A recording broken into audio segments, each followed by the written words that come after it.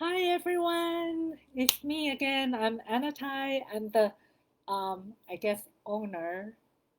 Yeah, I'm the owner of the Eat to Focus on Instagram and then Natural Alternative ADHD Treatment on Facebook. And I do this live every Saturday morning at 10 a.m. Hawaii Standard Time. So you can go on your iPhone and check on the clock and try to see what that time is. So right now it's 10 o'clock over here. So depending on where you are in the world, you might be also on a Saturday or you might be on Sunday right now.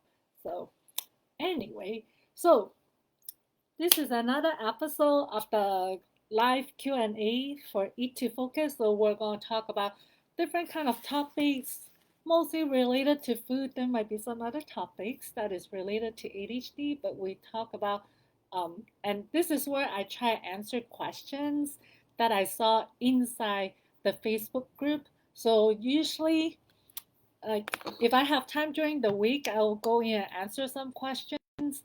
But if not, I'll try like take some pictures of the question and I'll try to answer it here. So um, yeah, I was just answering some questions earlier. That's why I was late. And then give me a second. So let me find my pictures here because uh, actually I'm doing something different because usually my assistant will go into a Facebook group and get all the questions for me, but I didn't even look at the question that she saved for me, but I'm just gonna do it here because I just want to make some um take some pictures of your questions. So but anyway, like I said, these are questions from inside the group, so I'm just gonna answer or read the comments or the questions, and I'm not gonna read who this is for, but I hope you guys will find some value in this, even though I might not be answering your question, but I try to answer questions that seems to be of interest to the most people. But if you do have like a burning questions, you can try to put it in the comment in the Instagram and even Facebook. You can put a comment there and I will try to answer it if you do have a questions that you want me to answer. If not, you can do it another time, like after this episode, you can just message me or whatever. But let me see. I I saw a lot of questions about the fish oil, but maybe I'll start with that first. So, and I seriously I don't remember if I talked about fish oil last week, but I do want to talk about kind of briefly and kind of answer some of the question I saw that pops up in the Facebook group the last couple of days regarding fish oil.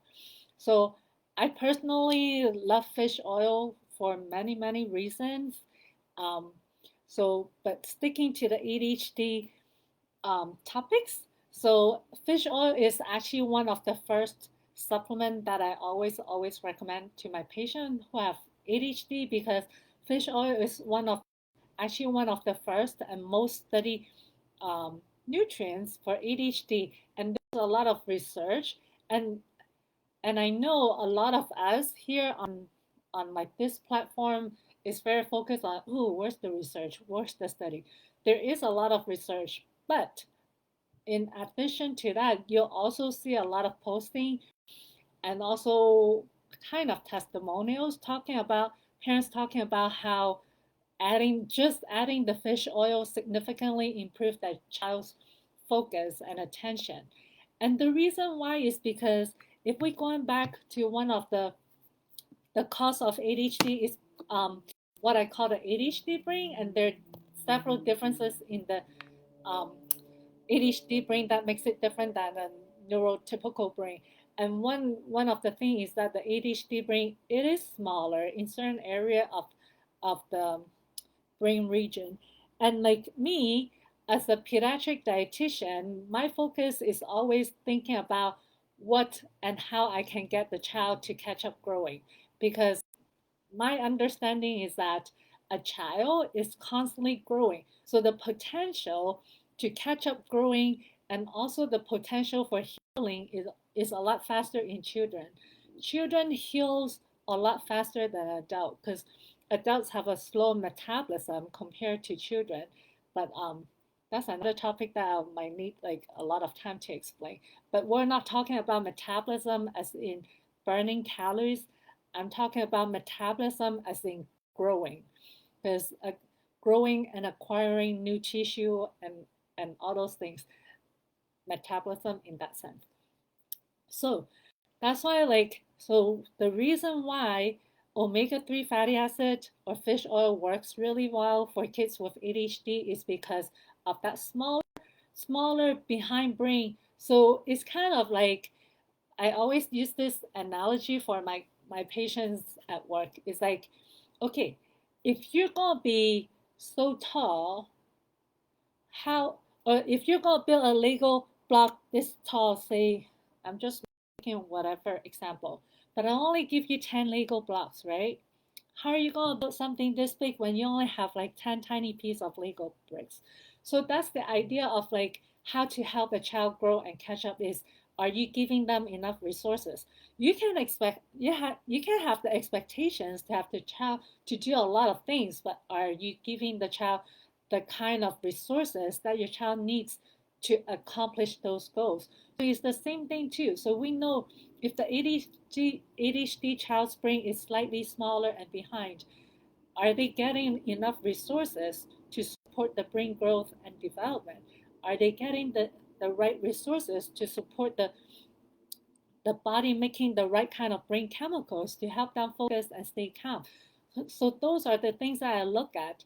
Like I don't just look at just like, oh yeah, you have focus problem, take this supplement. You have impulsivity impulsivity problem, you take this pill. All the recommendation from my blog and from my book is all um, based on biochemistry and how the body function and analyzing how the ADHD, um, how someone with the ADHD process nutrients differently. So it's not something like I just look at some studies, it's like, oh yeah, this study says, even a lot of the studies that I've read, like they don't give you a whole lot of explanation why some of this supplement works. A lot of the studies more like a correlation type of studies, like, oh, these people have this and take this and it works. And that's what really a lot of these studies are. But I try my best to explain in my book like how, like, that's why I have a whole section on the causes of ADHD, just so you know what is the reasoning behind all these recommendations that I'm giving in the Eat to Focus protocol. So going back to the fish oil supplement. So like I said, the ADHD brain, one of the difference of the ADHD brain is that the ADHD brain is smaller and a little bit behind. And knowing that children can catch up and heal easily, not that their brain is damaged, but I'm just using healing as like a sense of nurturing. Um, then omega-3 fatty acid will significantly help because omega-3 fatty acid actually takes up about 8 to 10% of the brain. So even though we always talk about your brain is a big chunk of fat, it's not like a chunk of fat like we're talking about the belly fat or things like that. It's a chunk of very organized and very advanced technology as a natural or God technology like thing, not just a glob of is a whole very organized God-made network of nerve cells filled with brain or filled with fat. So like I said, 8 to 10% of that is fat. And then the other thing also is knowing that ADHD tends to have problem with focus and impulsivity. So that means that all these up here has to be functioning at its best. So the other thing is just making sure that it is well fed, and anything that is good for your physical body, good for your heart, is always good for the brain, because when your heart works well, then the blood is the nutrient rich blood is able to reach the brain and feed the brain, then the brain can function normally and make the brain chemicals that it needs. So um, yeah, so that's what the omega-3 fatty acid does. And the other thing also, like since I touched a little bit about nutrients feeding the brain, the other thing is also to understand is that this brain takes up about 2 to 3% of whole body weight.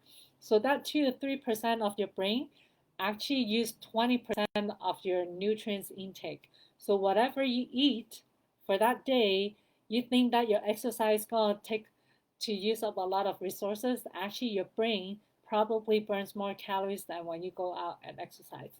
That's how powerful your brain is, because your brain controls a lot of subconscious and conscious decision and function. So make sure you feed your brain. So um, that's the fish oil thing. How fish oil? The other thing is fish oil is almost, I'll say, pretty much close to the best source of omega-3 fatty acid. You can get it from plant source as well, but the plant source omega-3 fatty acid is not the active form, so the body still have one more steps to convert that into the DHA and EPA that your body actually use. So, but it's still good if you're a vegetarian, vegan, or just don't want to be bothered by the taste of fish oil. That's fine. And my recommendation for my book is this product here, the the Carson cod liver oil. I think I saw a couple questions or comments about asking the dose, and I did remember I did a video and answered that in one maybe last week or the week before, but I can go through that again. Um, and then another question I got, I don't know if it's about this, but let me just check the ingredients.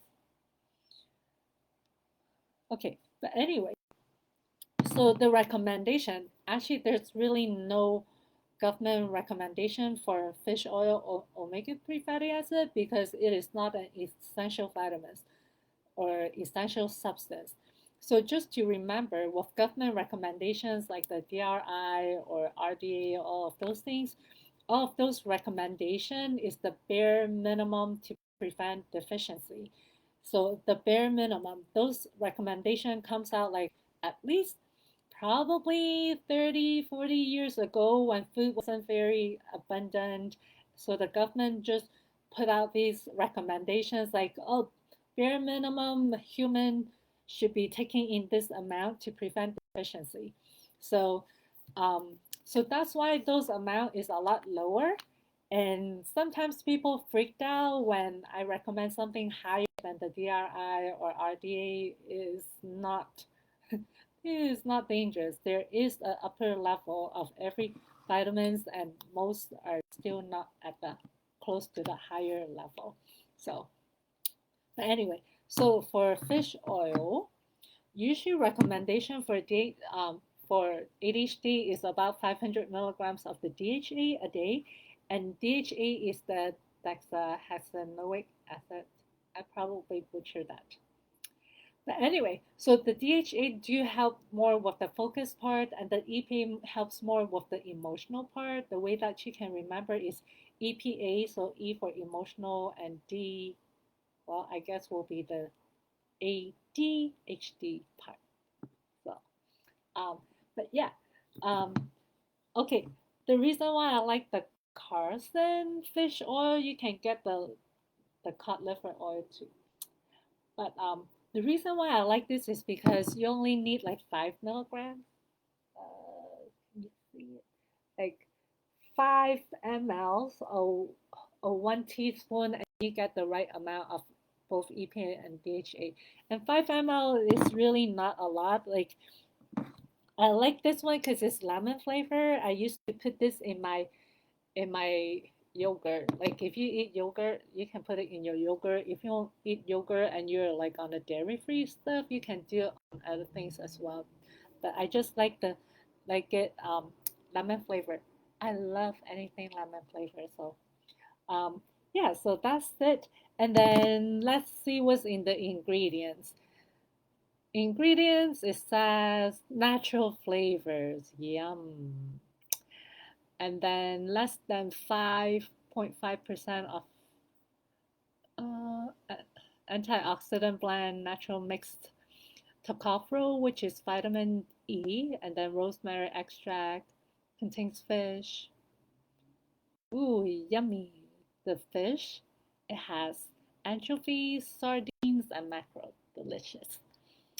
Actually, I'll eat all those fish. And it's actually nice that they list out the fish because these are actually all the smaller fish, so they're low mercury content fish. Because there's some brand out there of omega-3 fatty acids that they use ahi. So the ahi, you have to kind of know what kind of ahi because there's the very big, like 200, 300 pounds ahi, the one that you see on Discovery Channel that they catch in the ocean. And then there's the smaller one. But um, I'm not I'm not an expert in categorizing or naming fish, but I just eat them. So I think there's a question in on Instagram. I think it's from Audrey. But so yeah, Audrey asked about the natural flavors, and I think she mentioned processed oil. Don't exactly remember what it is. So yes, Audrey, I totally agree with you. I'm not a big fan of natural flavors. Like anytime manufacturer puts something that says natural flavors, God knows what it is. So and then processed oil, processed seeds oil, things like these are things that I used to recommend as a dietitian. We're taught that, oh, oils from plants are much better. So you should be eating things like canola oil, safflower oil. Um, I don't know what's the other oil that we recommend. Yeah, canola oil and safflower oil. That's what we're taught that those are healthy oils to use. But now I'm a lot better um, in a way of um, what's the word? I'll say I use the word more enlightened because I don't like now I know so much of the things that I used to that I was taught in nutrition school and nutrition class is just pure wrong stuff. Like all of the things I used to recommend people to eat, like diet soda, sugar-free stuff, artificial sugar, all of those are just bad stuff for your body. So I don't do that anymore. And Audrey, I do agree with you that natural flavors and the seed oil are not good for you. But one of the things that you need to remember is they're in there for probably some whatever reason, but I don't want to care about that. The thing is, when you know certain things is not good for you, you try to avoid the bigger volume of it. It's just like someone following a gluten-free diet. Like I have a lot of patients with celiac disease and needs to be on a gluten-free diet. But the thing is, no matter what you do, you're still gonna get some gluten in your diet. Like I have a patient who is so sensitive to gluten. We remove everything from her household, even like parents get separate pots and pans for cooking. She is somehow is still getting exposed to it and we can't figure out what it is. And I even give her a list of all the things that she put on her body and like toothpaste, lotions, paper towels, and things that she touched. For some reason, she's still having some reaction to it. So to answer your question is, yeah, are not good for your body, but we also have to be realistic that we cannot avoid them completely. And sometimes trying to follow any kind of diet to the T 100% actually is not the best way for the mental side of it. Because the whole thing is that I think so. I have another blog that I talk more about intuitive eating because a lot of there's a lot of diet culture mentality where we have everything has to be black and white. You're on this diet, you have to be 100% on it, or if not, you're just a bad person. But anyway, with all that artificial additives and things like that, you totally have to avoid them as much as possible. But the thing is, if you're taking a supplement that is helping you, it's just like there are other vitamins, different kind of fish oil supplements. Like I actually don't like this. There's not enough stuff in it. Like finding the best supplements that works for you, I think is the more important purpose of what you're trying to do, right? Like um, you're living a life trying to find what works for you is, and it's not trying to find something or to avoidance. So if something is working for you, but it has a little bit of things that is not the best, I wouldn't automatically assume that it is not good for me because I'm still seeing benefit. And like with the fish oil, yes, I get that there's some some natural flavors in there, which is like an unknown, like mysterious item. But if you're taking the fish oil and you're seeing the benefit, I think that that little bit of risk is actually worth it. So it's just like everything else in life, there's always, you have to weigh the benefit and the risk. So it's like surgery or taking medication, like on the Eat to Focus here. I Our focus is talking about how to have an alternative way to treat ADHD or to improve the symptoms. But then there's always there a few people that medication probably will benefit, right? So in that case, if the medication can make your life better, can make you at least function normally, medication is not a thing. It's all about balance between the benefit you get and the risk that you're willing to take. So trying to like live a life, trying to avoid every possible toxic items, that's impossible. But there are ways that you can do to mitigate the side effects from those. So yeah, basically, um, I guess to summarize what I'm trying to say is it's just to enjoy life, find what works for you, and don't get bothered by tiny little things that show up in your life. And even like, um, and a lot of times I take a lot of supplements myself too. But then the thing is, if the supplements is helping me, I really don't care too much about what's added because if you're gonna take a pill like this, you're getting that gel thing around the fish oil, which I don't really know what that is. It says it's glycerin. So I was like, okay, what's exactly is glycerin? But you know what? It's making my hair very nice and shiny and my skin very smooth. I'm taking the fish oil, right? And yeah, so just just see what works for you. But the thing is that I'm not trying to generalize that none of these things matters. I'm trying to say that if what you're taking helps you, that little bit of all this like weird thing added to it is not bothering you, it is okay. But if you actually is reacting to those things, you definitely should avoid it. Like I have one of my patients like a couple months ago, the child was just reacting to something and the parents can't figure out what it is. They can't figure out if it's food or what it is. Then after like some investigation with them, we realized that he's sensitive to like additives to food. So we took all the processed food out. So you kind of have to base that on again is the weighing between benefit and and the risk. So if you are someone who those tiny little bit of additional um, yucky stuff in the ingredients is not bothering you, but you're getting tons of benefit out of that supplement, definitely go ahead and have it. Don't feel bad at all. Like, we're not trying to be food police here. Everything goes. Like even with my Eat to Focus protocol is a very strict protocol. That's why I have like a whole meal plan and recipes and all those for you to follow. So you don't have to create your own plan. But but again, even with the Eat to Focus protocol and any kind of therapeutic diet, that works, even if you follow 50% of the diet, 50% of the time, you're still getting 50% benefit. If you're like more diligent, you'd follow it 80, 90%, you get 80, 90% improvement.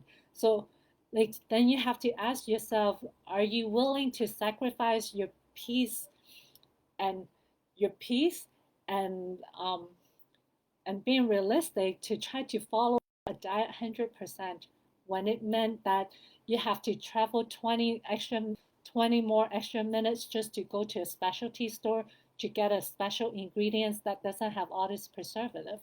Like that's part of the thing too. Like this whole Eat to Focus and also like trying to heal with food is there's leeway for errors. You cannot, like I said, you cannot be 100% following everything to the T because we're all human beings. Like sometimes we just want an ice cream. Go ahead and have the ice cream Because if you're not having the ice cream now, you know you're gonna start thinking about that ice cream for the next 3 days. And then on day four, someone offer you ice cream, you just chuck down the whole pint of ice cream. So rather than doing that, suffering in a few days, so just do what it feels good to you right now. So and also allowing yourself to make some error as human beings, and the thing is you can avoid, there's a lot of things you can avoid as much as possible, but once you walk out there, there's so much more pollution. So again, it's just balance. Okay. And then let's see, what's the next one?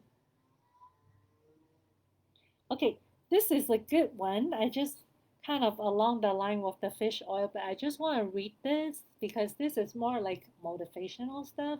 So for you on Instagram, if you're not in the Facebook group yet, you should get over to Facebook and join the Facebook group, because one of the reason why I created the group, and for those of you inside Facebook group or you're not in it yet, you should try to get into it. Make sure you answer all the questions, because there's a lot of trolls trying to get into the Facebook groups. I try to screen them. So answer a question like a human being, and you'll be sure to get access to it. So one of the reasons why I created the Facebook group is for you guys to go hang out, because a lot of times when your child have ADHD and you don't want them to be on medication and you want to try all these other things first, you get a lot of opinions from random people. So the Facebook group is a safe place for you guys to go there, get support, talk about things that is something in you that you don't feel comfortable telling your friends or your boss or your child's teacher or principal. Go there and hang out. And the other reason why I created that Facebook community is also for people who have experience with controlling their child's or their own ADHD symptoms with alternative method that doesn't involve medication or as part of the medication regimen. I want you to share your experience to show other people what's possible, because right now most of you might have experienced that when your doctor told you that your child has ADHD, it's like automatic. Oh, you can take this medication. It's very safe. I give this to all my patients. Blah blah blah. Like that's the kind of conversation you have. They don't even offer, like, the ideal situation with ADHD with medication is you're supposed to get ADHD medication plus psychotherapy. But most people don't even get psychotherapy. They get medication automatically. So for that's kind of one of the reasons why I want to have this group is for people to share the experience to show that it works. There are other ways to help ADHD without medication. So I'm gonna read a few. Actually, I saw a couple of these posts, but I only picked one. So bear with me. But if you have a story to share, definitely share in the group. That's where I want the group to be empowering and motivating. Like that's why like a couple weeks ago I actually asked a question and asked the adult who have ADHD, what are you guys doing? Because I remember when I first realized that my daughter might have ADHD, I literally freaked out. Like I was like, oh my gosh, she's gonna be a juvenile delinquent. She's going to drop out of high school, and then I'll just be a failure. But knowing that there are a lot of people with ADHD, and they actually didn't turn out that way, and I was just making up a lot of that story on my own, helps a lot. So people just do that. If you have a success story, share it, because there are parents and people who needs to hear your story to be motivated. And I'm sorry, being emotional. I don't know why. Maybe lack of sleep. But anyway, I just want to share this story. Someone share a story. So, and that's also a reason why I wrote my book, because I want to motivate other people and give you hope that it's not the doomsday or anything. It's just that your child still have all the talent that they're born with. We just have to give them the right environment to get that genius out of them. Okay, so here, so thanks to this group, I started giving my 4-year-old omega-3 omega supplements. And within a few days, I could swear I could see a difference in his hyperactivity and other behaviors. But I thought maybe I was looking too much into it because it was, I think she meant it was so help. It was, no, because I was so hopeful. A couple weeks go by, and he's been so much better behaved, super sweet and focused. When we do preschool activities, and then all of a sudden, the last few days, he's been bouncing off the walls again. Okay, this is the fun part. Because she said, spoiler alert. I'm also ADHD, and whoops, I forgot to give him his omegas the last few days. Derp. Not sure what that means. I hope it's not a bad word because I just said it. Um, Want to know why? Because I forgot to take my own omegas. That's that's kind of cute. Okay, so set an alarm on your phone. I have patients who forgets to eat, so I have them set an alarm on the phone to remind them to eat. So is is a great way. Set an alarm. Use your phone because your phones will be all the time. Okay, let's see what other question. And by the way, thank you for sharing that story because we need to all have things to motivate us every day to believe that it is possible. Because sometimes dealing with your child, seeing your child every day at home just drains you and you just don't see the possibility. But hearing from other people, seeing other people's success is very motivating and empowering. And speaking of which, my daughter's graduating from college next month. She finished her 4 year. So, yeah, amazing. And it's possible. And don't worry if they kind of stray away, like didn't follow the conventional expectations of the culture and the society. Um, yeah, I can divert a little bit here. So my daughter originally her plan, well, I don't know if I should say original. So her plan is to go to college and then go to medical school. And she's taking a gap year, which after graduating in May, she's going to take a gap year and apply to medical school. But I told her, if you want to be a doctor, go to medical school. If you want to do something else, go explore other option. And then if other option is not good for you, then yeah, go to medical school. Just do what you want. That's what I told her. Just find what drives you, what makes you excited. You don't need to follow all those cultural expectations or anything to think that the only way that you're good enough is to show that you can go to medical school and become a doctor. Just do what makes you excited and passionate about. So last few or maybe last year, she was telling me that a couple of her friends and her kind of started some entrepreneur activities, kind of like designing some kind of things. I don't really know what it is, but maybe one of this day we can ask her. And anyway, so just this past week, she sent me a, a picture from her school saying something business school finalist. And I was like, oh, what is this? I looked, I was like, oh, there she is. So she makes the finalist in this business kind of thing competition.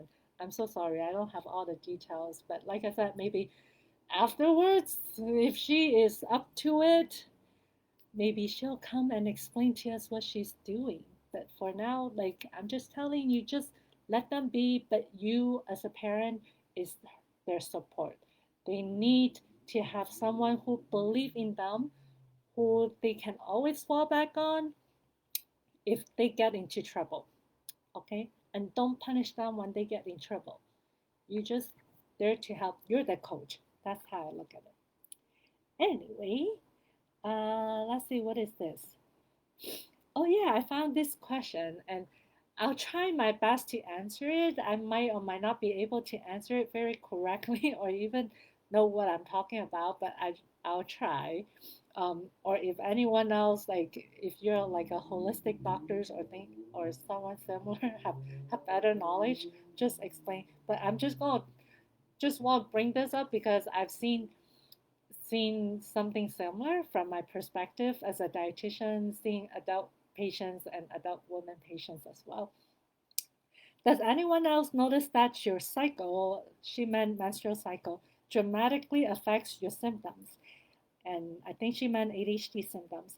I have about 1 week a month where I feel like I'm almost asymptomatic and I get so excited rushing around trying to catch up on everything I usually suck at, and then it drops back to normal me. I just wish it would stick and I could stay as productive as I am that 1 measly week out of the whole month. Any thoughts or recommendations on how I could make it stick would be fantastic. Okay, so for women, anytime your mood change, anything that your body do differently around your period is always hormonal. Like a lot of women have like fluctuation in weight gain, cravings, stomach cramps, headaches around the time of the period. All of that means that the hormones is off. So in her case, the recommendation that I will give for her will be kind of watch what you eat because when we think of hormone, most of us, when we talk about hormone, we automatically think of the sex hormones like the estrogen, progesterone, testosterone. But what we don't realize is that a lot of the other things that control our body function and regulates our body function, that regulates our mood, our energy level, our hunger society, all of those things are hormones. So um, like for people with diabetes, blood sugar, right? So insulin, glucagon, those are hormones. Thyroid, which control that all the different kind of thyroid hormones that controls your metabolism, those are hormones. And then brain chemicals, a lot of them are hormones like serotonin, melatonin. So serotonin actually is the same thing as melatonin because they go back and forth between two shapes.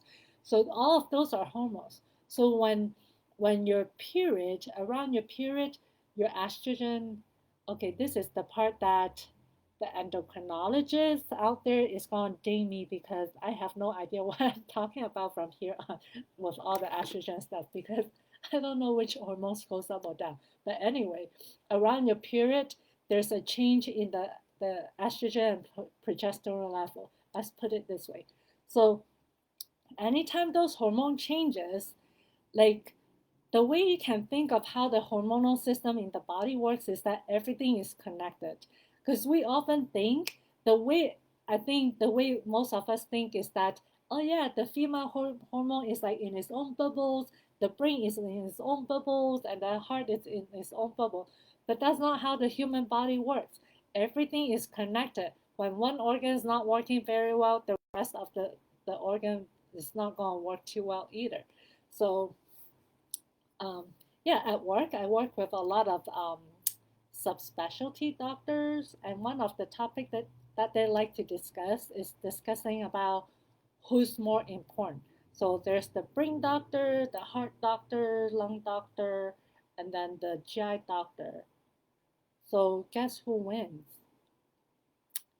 So well, between the GI doctor and the pulmonologist, it's usually the pulmonologist more important because if you have to choose between eating, swallowing, and breathing, breathing always wins. And then the pulmonologist and the heart doctor is like, okay, between trying to breathe or trying to get the heart pumping, usually the heart wins because um, oh, and the heart also wins the brain doctor because the brain can be dead, but as long as the heart is pumping, you're still good.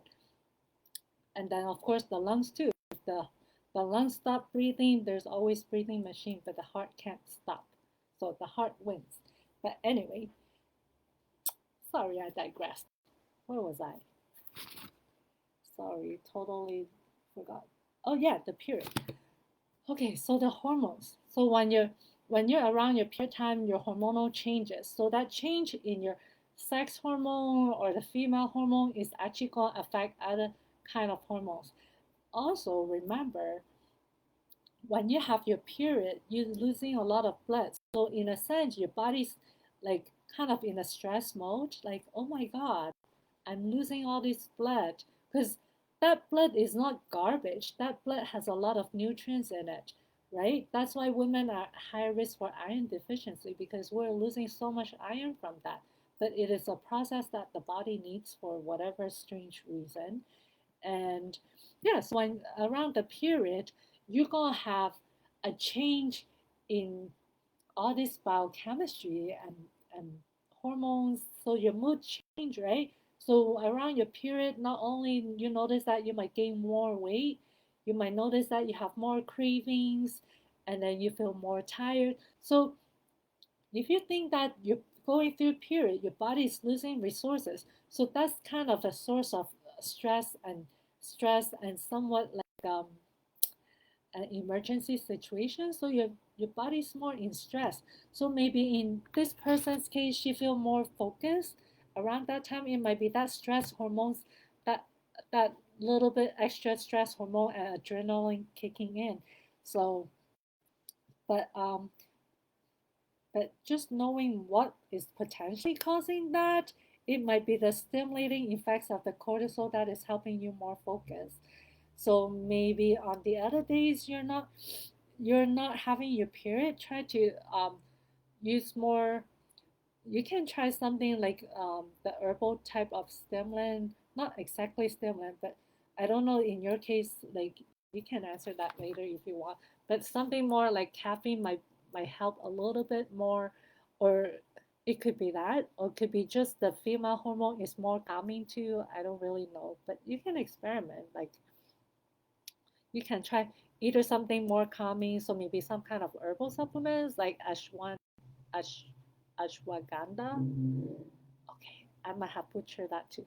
Um, there are different kind of supplements. I take one that have all the calming supplements in it that which I found really helpful.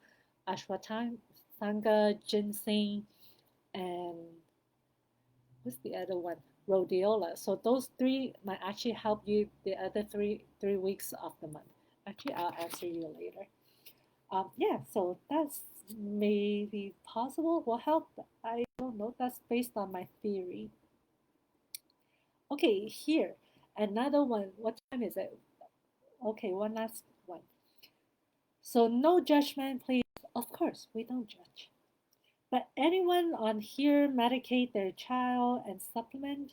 My son cannot function at school without meds, but don't want to ignore the face that, I mean, the fact that he probably needs supplemental vitamins and minerals, and the supplements on their own have not been enough for him though. Thanks. Okay, yeah, totally no judging because again, we focus on the alternative part, but medication is another tool. But we're just gonna keep it in the back of the burner, like um, more like an emergency. Because the thing is, the whole purpose of you being here, trying to find a way to help your child or even yourself with ADHD without medication, is not. The purpose is really not to avoid medication. The purpose is just avoid doesn't mean that you cannot have it ever. It's just that you want to try other ways first. So medication is always, always, always an option.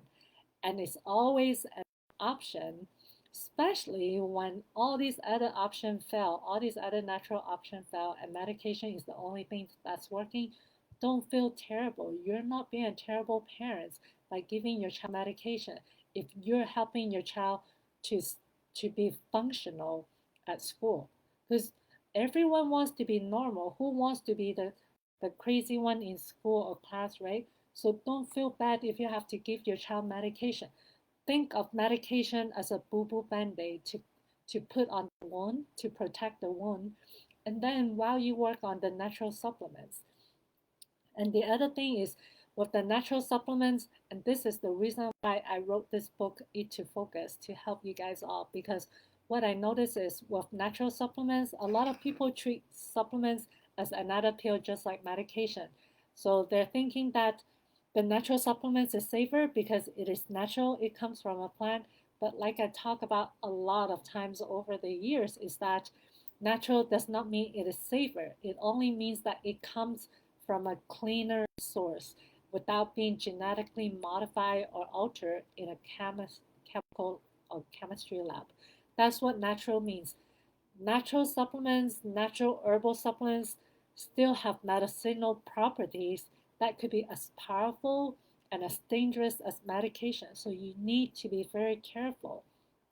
So, like in this person's case, I think she said the son is, no, don't know how old the child is, but I generally and actually usually do not recommend herbal supplements for children. The way that all my recommendation in the Eat to Focus and in general for children is all based on promoting brain growth and development, and like just overall promoting healthy growth and development in your child overall, and also focusing on the brain. That's my focus on. Like if your child's already on medication, what you can do is start those ADHD supplements that I talked about. I think I talked about that last week. So fish oil, zinc, magnesium, and then B complex. Start with those. So those things is going to boost the overall body function and brain function. Then you'll notice that the he might not need as much medication. But I think I talked about this a couple of weeks ago. Is some doctors will say that, oh yeah, take this supplement. It makes the medication works better. And I was like, does it really make the medication works better, or if it's the supplement actually helping, so you don't need as much medication to have the same results, right? So different perspective. Um, yeah. So that's it. So like I said, those of you on Instagram who's not on Facebook group and want to join, hop over to Facebook group and submit a request. And like I said, make sure you answer all the questions like a human being that will trust that you're not a troll and you'll be in. And then for those of you inside the Facebook group, if you have like a success story, share it. People, parents out there needs to hear that there's future and there's hope, because that's what going to keep us calm and keep us focused on helping our child and not freaked out. Okay? All right. Well, thank you very much, everyone. Everyone, have a good Saturday, and I'll see you guys again next week. Bye.